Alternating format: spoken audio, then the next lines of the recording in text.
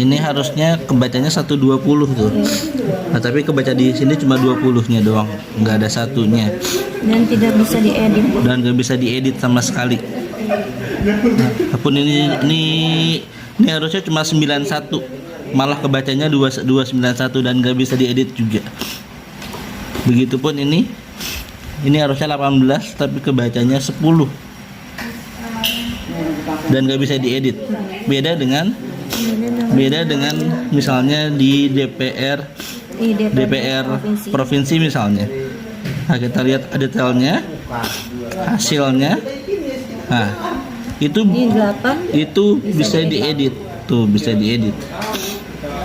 Selamat pagi para netizen dimanapun kita berada, salam inspirasi bagi kita semua. Ini kejadian-kejadian yang aneh begitu. Kenapa mereka ketika ngupload ya untuk data-data 01 ini nampaknya agak error begitu kan. Bahkan ya kalau ngupload 02 begitu kan ya, biasanya beda angka awal ya dari 91 menjadi 291. Ini ada apa begitu kan? Ini apa sistemnya yang salah atau bagaimana? Tapi yang jelas dari beberapa patokan-patokan yang beredar hari ini cukup nampak menjadi perhatian begitu kan. Ya, kita lihat saja ini sebuah video yang beredar mempertontonkan ketika KPPS-nya ya mengupload hasil Sirekap data yang terbaca di aplikasi untuk 02 ya. Itu sudah kelihatan mereka begitu. Kenapa kok berubah katanya begitu kan? Ada apa? Nah, ini yang menjadi pertanyaan penting bagi kita, kenapa sih kok masih berubah seperti ini? Ada apa begitu kan? Dari 91 ya berubah menjadi 291 katanya begitu kan. Nampaknya cukup menjadi perhatian publik hari ini begitu kan ya. 01 juga ada kok katanya begitu kan. Ini komentar-komentar dari netizen. Artinya apa? Artinya mungkin sistemnya yang rusak begitu kan ya. Mungkin sistemnya yang rusak, maka menurut saya pribadi ya hitung manual aja biar clear di situ begitu kan ya. Kumpulkan si satunya siapa mereka begitu kan, lalu kemudian bersama-sama begitu. Artinya apa? Artinya ya kita pemilihan secara manual secara provinsi di situ. Tapi kalau masih berbasis data seperti ini, sistemnya satu sisi error, yang kedua adalah barengan, datanya semakin banyak, berapa data begitu coba bayangkan. Mungkin websitenya agak lemot di situ begitu. Sama dengan jaringan ya misalnya, kalau semuanya full seperti di JIS kemarin, maka dia menjadi overload begitu di situ begitu. Ya sama mungkin sistemnya seperti itu begitu. Jadi saya kira hitungannya mungkin gantian lah dari Jawa Timur ya, Jawa Barat ya, tidak hanya masuk semuanya begitu kan. Kita tunggu saja, seharusnya kan seperti itu begitu. Biar kita adil ya. Ya intinya sistem KPU-nya yang bobrok, kesalahan data di mana-mana dan masif ya. Berarti sistemnya di situ begitu kan. Nah, kalau sistemnya yang error kita lihat saja nanti begitu. Ya karena dengan adanya sistem yang ada, KPU itu kan sebenarnya mengikuti quick count dari KPU sendiri, bisa saja seperti itu begitu. Kata KPPS-nya sesuai arahan BIMTEK terakhir, penulisannya tidak harus pakai angka digital patah. Ya patah-patah asal masih di dalam garis. Kalau nggak sesuai tinggal edit aja kan bisa ya. Foto berkali-kali juga kok ya, jumlah amin yang gede banget. Ini bagaimana coba bayangkan, banyak data yang kemudian tidak sesuai katanya begitu kan.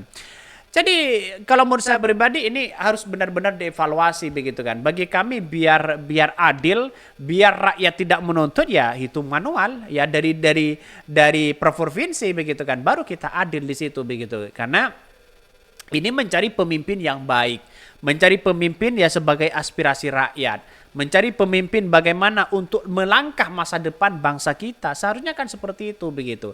Artinya apa? Kalau kita melihat ya di depan mata sudah kejadian-kejadian seperti ini, siapa yang mau disalahkan begitu kan? KPU tidak mungkin mereka mengaku salah dan sebagainya. Jadi ini perlu hati-hati di situ begitu kan ya.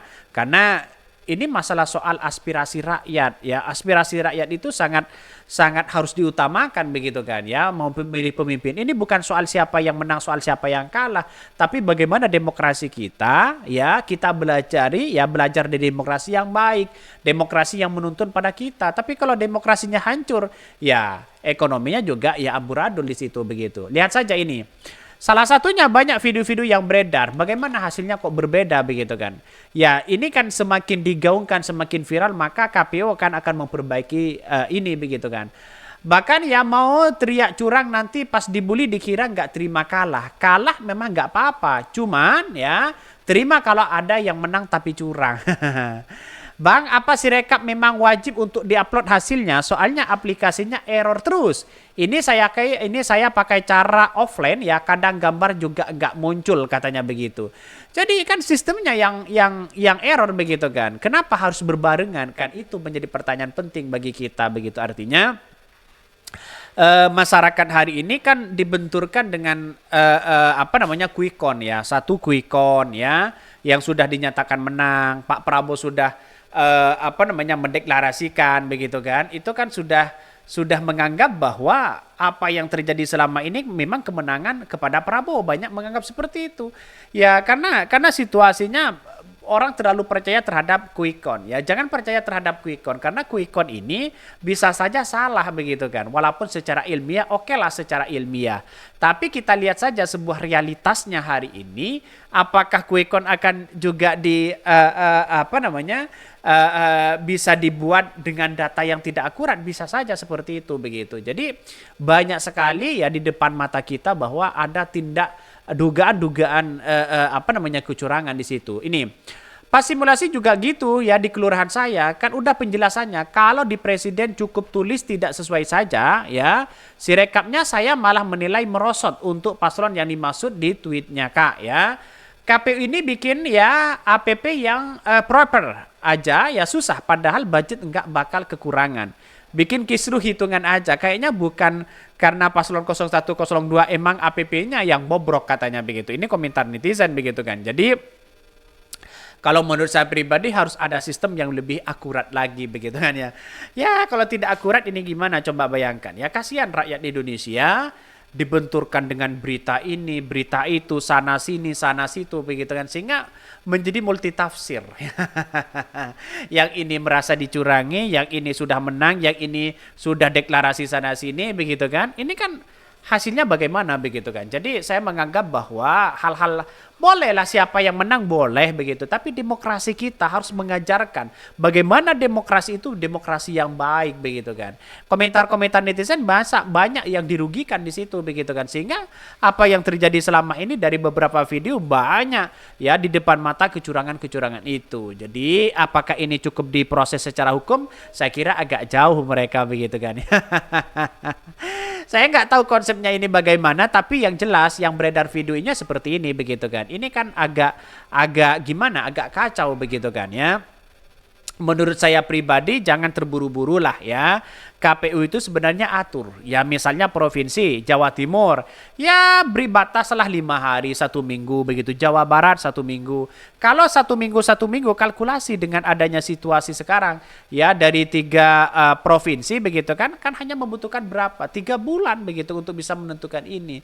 Tapi karena mungkin dia satu sisi desakannya semakin tinggi sana sini, akhirnya ya seperti ini begitu kan ya. Ini kita tunggu saja bagaimana rekapan dari KPU ya C1 yang kemudian terkumpul, apakah mereka tetap berubah atau tidak ya. Oke, mungkin itu ya yang kami sampaikan ya. Tonton terus channel Hodari Podcast Rakyat ini karena ada berita-berita menarik dan viral setiap harinya. Salam para netizen, salam inspirasi bagi kita semua. Jangan lupa di subscribe di YouTube Hodari Podcast Rakyat ini.